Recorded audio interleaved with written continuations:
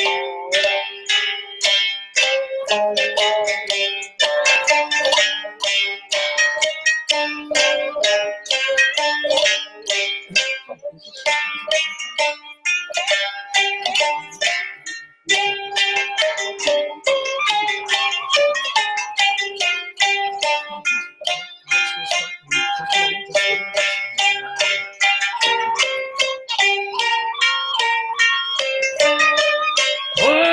shalom, shalom, my friends, shalom, my enemies, shalom to all of you. This is your old pal, Rabbi Sol Solomon, founder and spiritual leader of Temple Sons of Bitches in Great Neck, New York. It is a delight for me. Let me make sure that I'm doing this correctly here.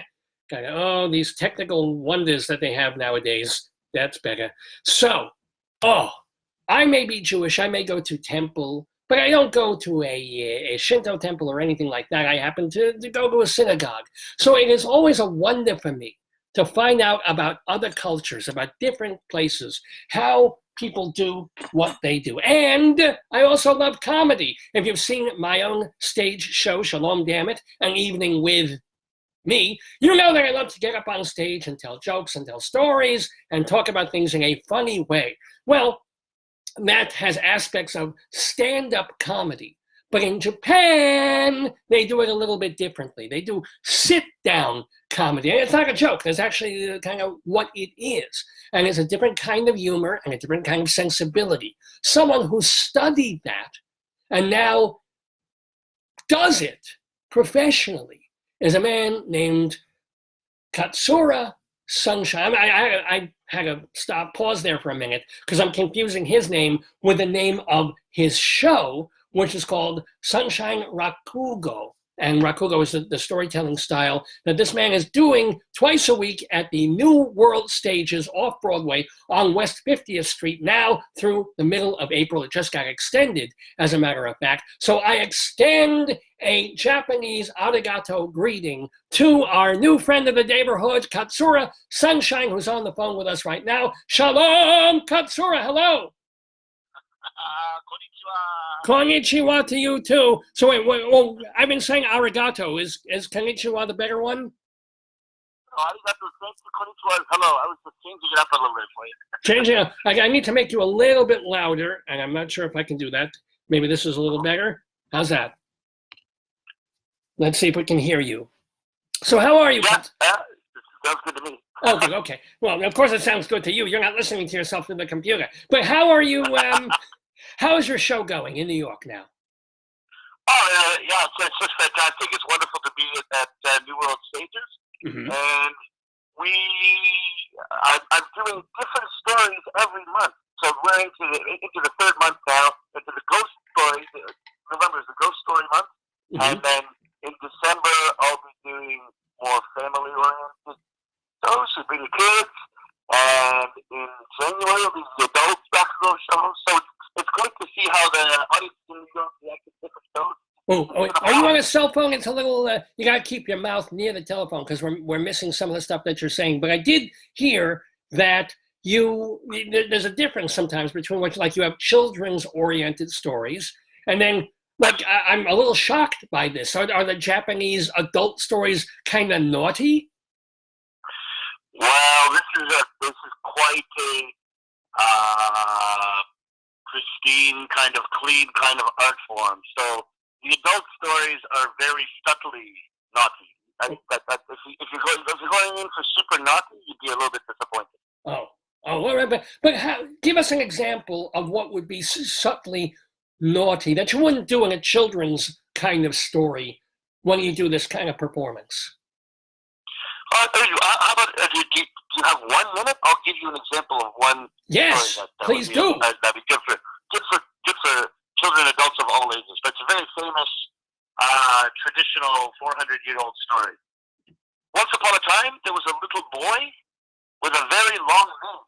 His name was Jujemu Goko no Surikiri Kaitariki Singyamatsu Unjamatsu Huraimatsu Kuneru Tokoro ni Sumu Tokoro Yabura Koji Bura Koji Pai Popai Popai Pono Shurigan Shurigan no Gurindai Gurinai no Pompoko Pi no Pompoko Na no Chokyume no Chosuke.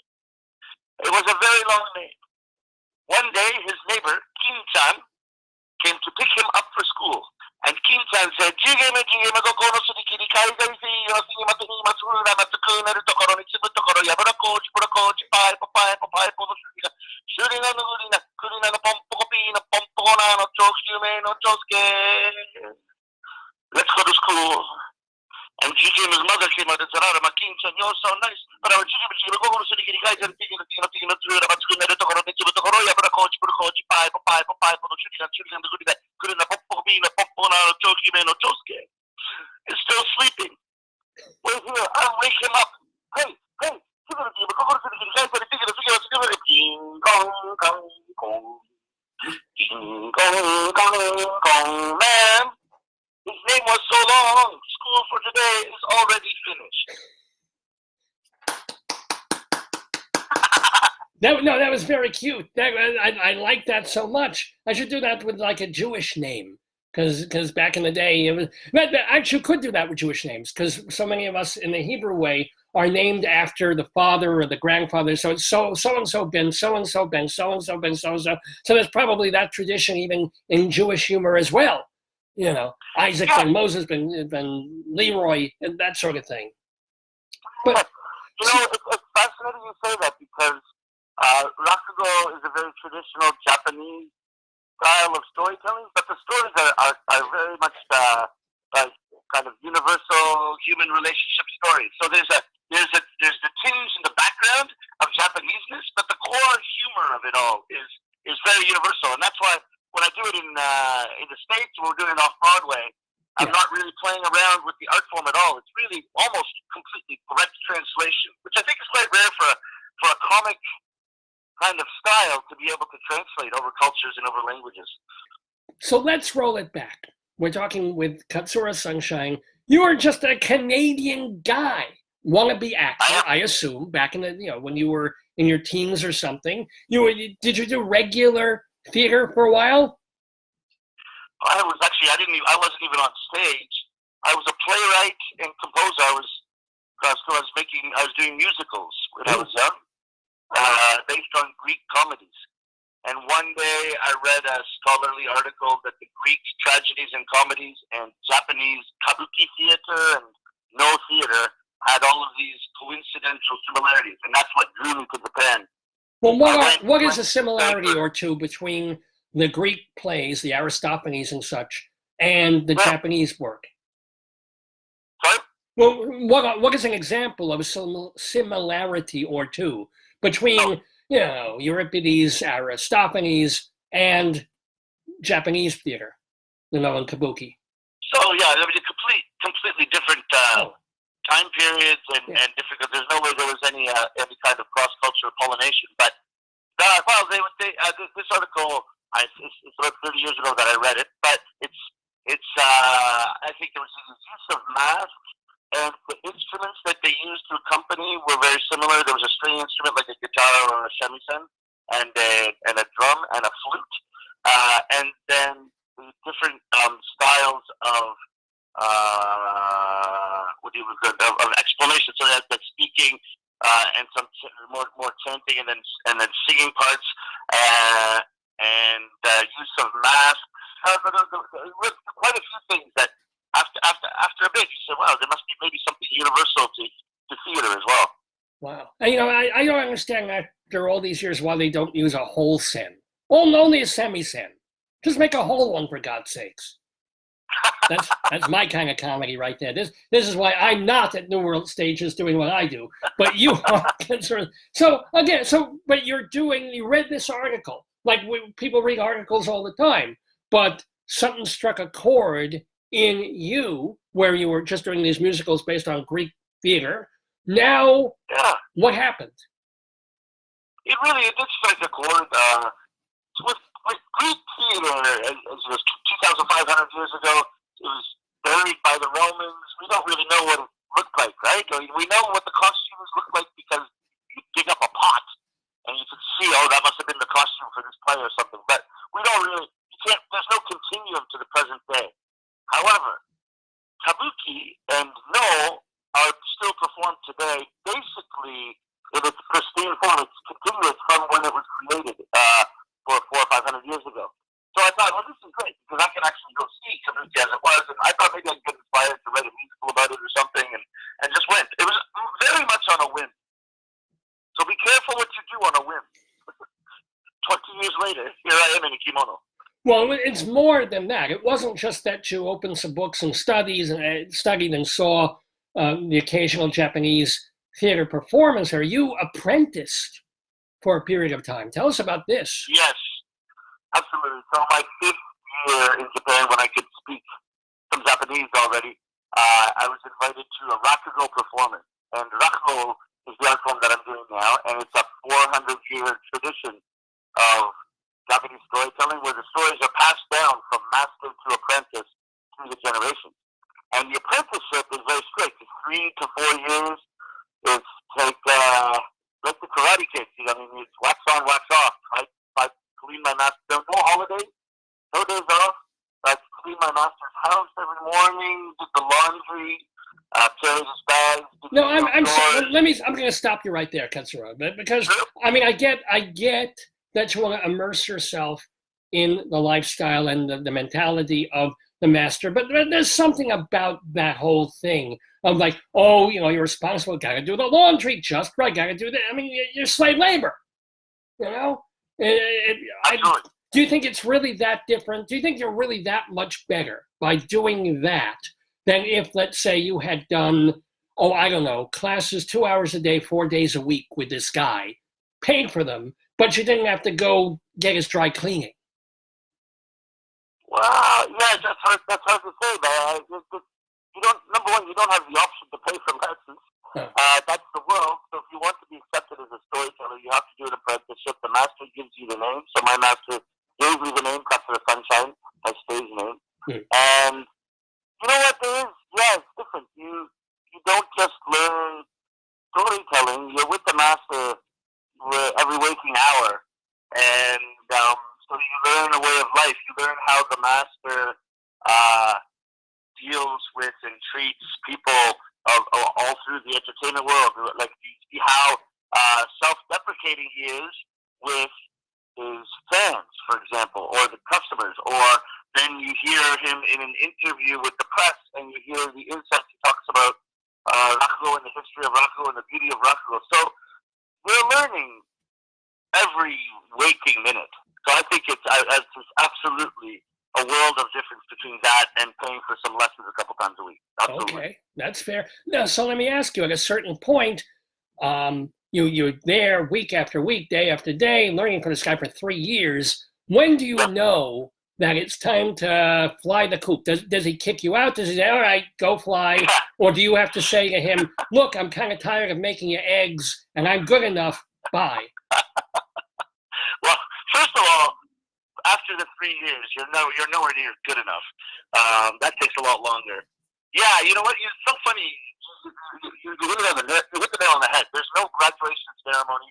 You receive your name basically in the first month, so it's not like he gives you a name after the 3 years as some reward. Basically, you said you nailed it on the head. One day he just said, "Don't come back tomorrow. I don't need you anymore." It's very unceremonious. And is that what happened? He just said, "Oh, okay, I've got another intern who is gonna, they're gonna wash my clothes and my car. Fine, leave." Have you ever seen him again? Yes, yeah. You know what? Because this is the thing. The apprenticeship lasts for 3 years, but you are an apprentice for life. So I go to see my master whenever I can, report on what I'm doing, tell him how things are going in New York, get new advice from him, maybe learn a new story from him. So you try to keep in touch as much as possible. Absolutely. Does he speak English? He doesn't speak so much English, but he understands English very well. So I translated some of his original stories, and then when I recite them for him, he's very sharp on where I kind of maybe changed a little thing, and he's very curious. He said, I don't think that's in the original. Why did you use that word? So even though he pretends he doesn't speak English, he really understands it. So it's interesting that way. Now, speaking of understanding, one of the things is, you're bringing audiences into New World stages to see you do this storytelling that I'm sure 99.99% New Yorkers or anybody has seen or knows anything about. So it's kind of like, do you divide the evening kind of in half, where the first is more instructional, and then when you tell the audience what they're about to see so that they have some basis of understanding, and then you can just do more storytelling? Yeah, that's a fantastic question. Because this Rakugo art form that is divided itself. Right? This is the traditional way to do it. It's divided in two parts, and the first part is a lot like stand-up comedy, where it's self-introduction, some self-deprecating humor, and some cultural explanations that might help with the story to follow. But all the explanations also, we're trained to do even the kind of more archaic explanations. You always have to be getting a laugh or getting a reaction from the audience. You're entertaining and explaining at the same time. And the second half is the story proper, where you play a couple of characters, just like I did with the kid with the long name a couple minutes ago. Yeah, that was funny. And every story ends in a punchline, and that's one set. So it's very unique as an art form in that the explanation is kind of contained in the art form itself. And there's a lot of, even in Japan, when we do it, there might be some hard to understand points in the story that the audience doesn't know. There may be a great deal of your audience that is seeing Rakugo for the first time, even in Japan. So you have to explain certain parts of it. So it's not just that I'm explaining here because this is New York and New World stages, but that's actually authentic Rakugo, to be explaining stuff and making people laugh at the explanations and then go into your story.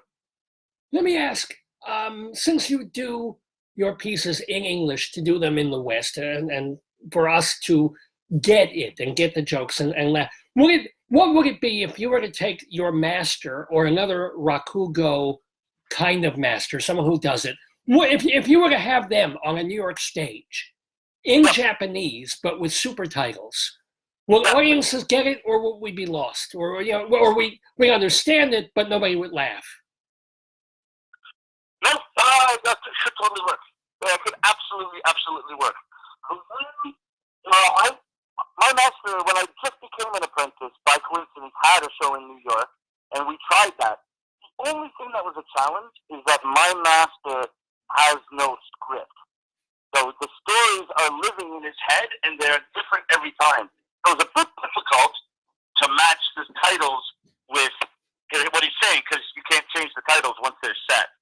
And you also can't say to the master, "Can we rehearse, please? Or can we make sure you stay to your script?" I mean, the level of existence between master and apprentice is kind of like God to insect. So you can't kind of say that. But he kind of realized it, and I'd like to actually have him in New York now that I'm here and do it again. He may want to learn the story in English, I heard. Oh wow! However, titles could totally work. Are there rules in, whether it's Rakugo specifically or in Japanese comedy more generally, like in Jewish humor, which is also American humor, there's the rule of threes. If you tell a joke, you do da-da, da-da, and then ba-boom, the punchline is on that number three. You gotta repeat something twice, and then the third one is the kicker. Are there rules like that for Japanese stand-up comedy and storytelling? You're talking about kind of like rhythmical rules in that way, right? Yeah. There's, especially in the Osaka tradition, and there's Osaka and Tokyo better, but in the Osaka humor, which is where I train, there's a great tradition of two-person comedy, which is the clown and the straight man. It's a lot like Laurel and Hardy or Abbott and Costello. That comic style still exists today. And even as a lone storyteller, people tend to wait.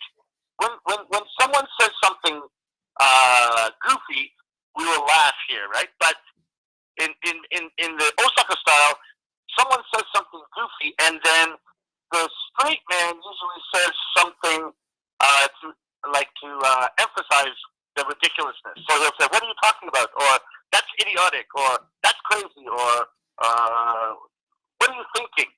Little set explanations like that, and people actually wait for that before they laugh. So this threw me for a while. because you have to throw that in because rhythmically of course they know what's funny, but rhythmically they're waiting for that boom before they laugh. It's like the permission to laugh or the timing of the laugh is directed by that. So that's fascinating.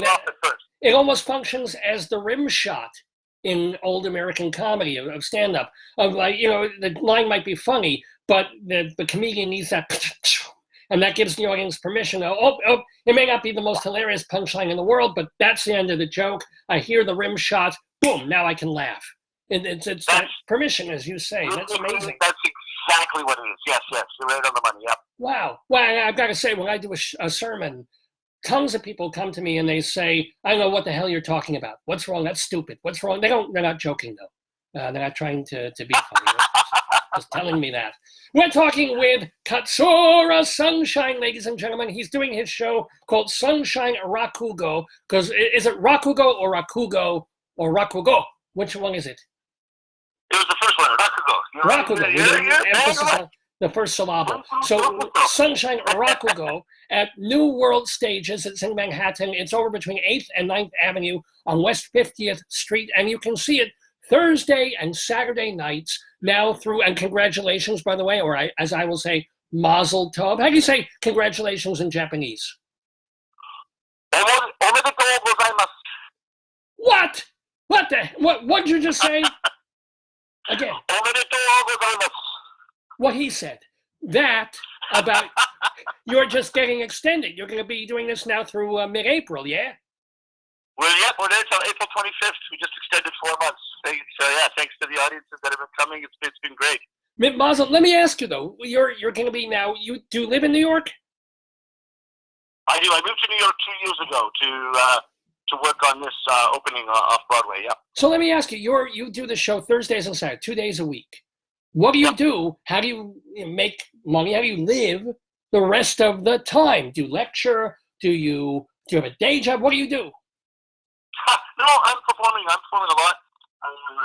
I go back to Japan, even with this schedule, I go back to Japan once or twice a month. Cool.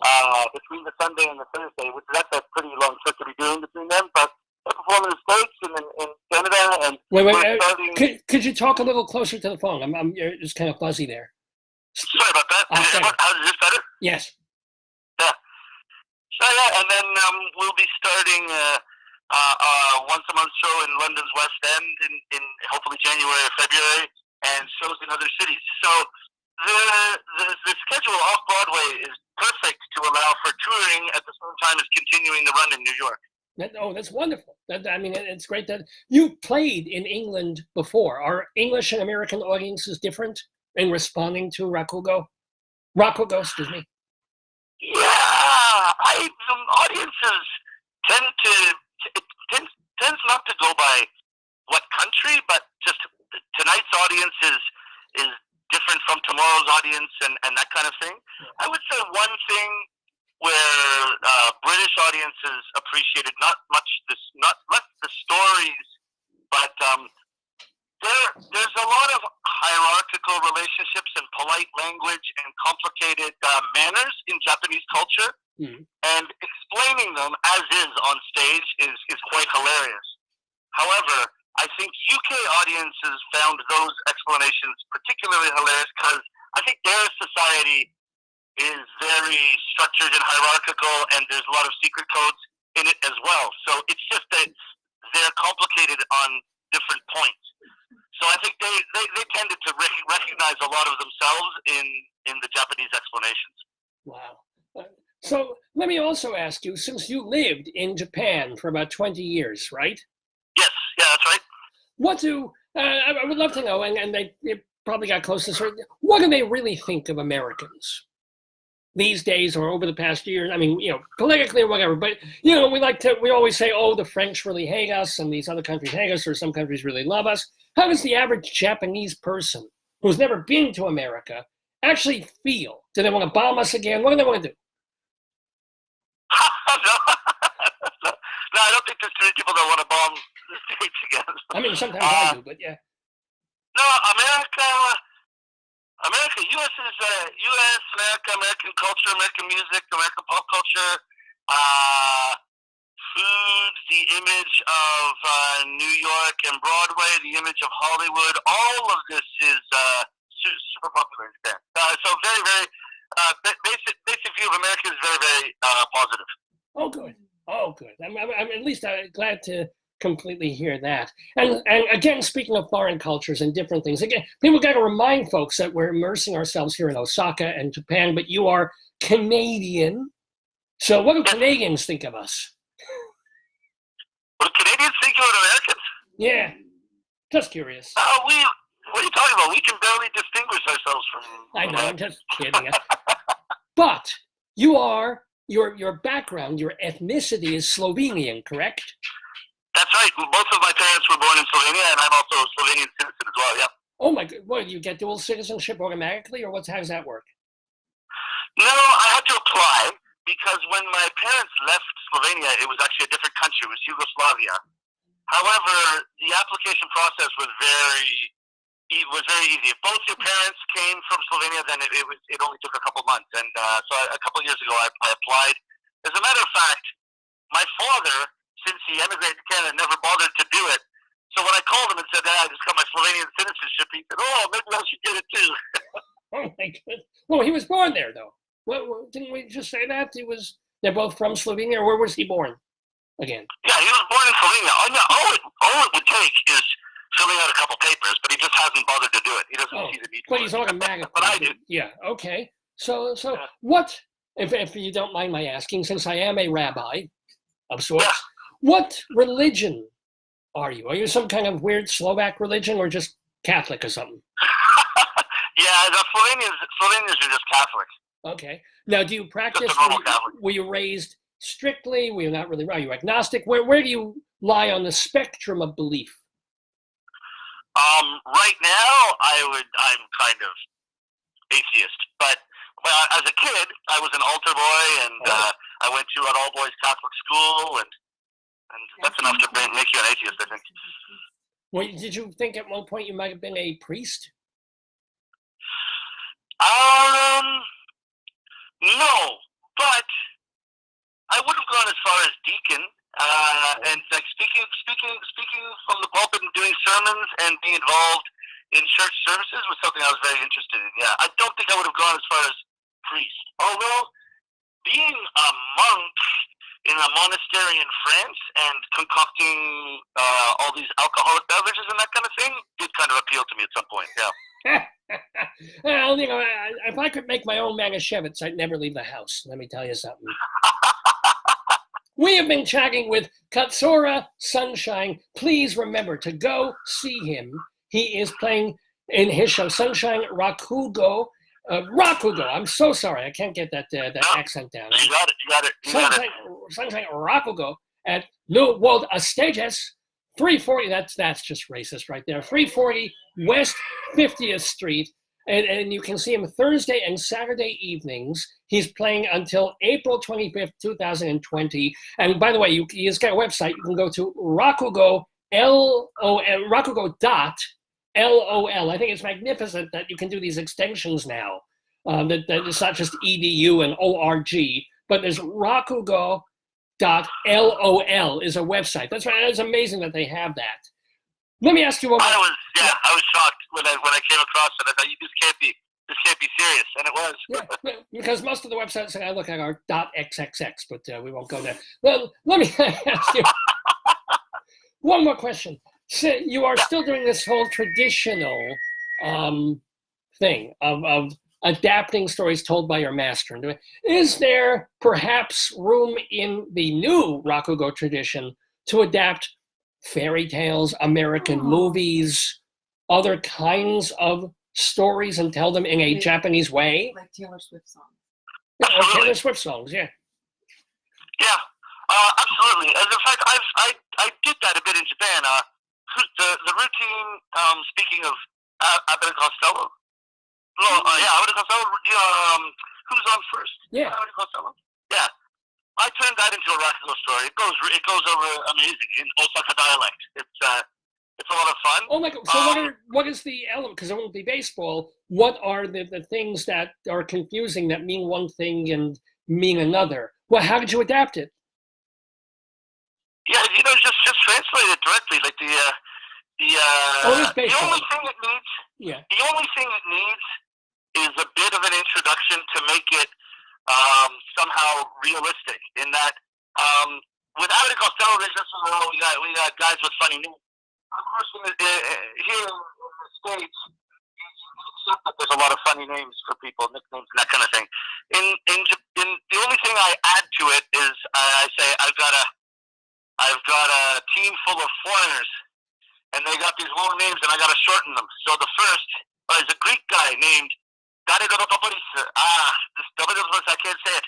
I'll call him Dare, and Dare is who in Japanese. Oh. So as long as you explain why this guy is called who, then the rest of the story works like clockwork.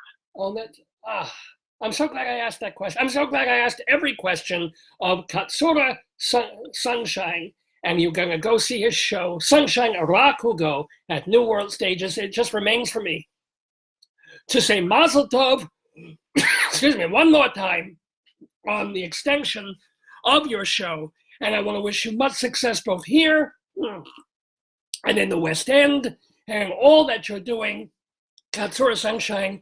Is there a direct translation for shalom in Japanese? Shalom. What kind of English is that? Peace? Well, peace or, hello, you said was not arigato. What's the word? Arigato is thank you. What's shalom? Hello, guys. Konnichiwa is hello. Shalom. Konnichiwa, right? How do you say peace in Japanese? Peace is hewa. Hoa? Hewa. Spell that. Could you spell that in English letters? Hewa. Hewa. Hoa. Hoa. It's like the Al Pacino thing. Hoa. Well. Yes. We're smelling a woman here, ladies and gentlemen. And I don't even know what that means. I should have just quit while I was ahead. But yes, hoa to our friend KATSURA Sunshine. Much success for you.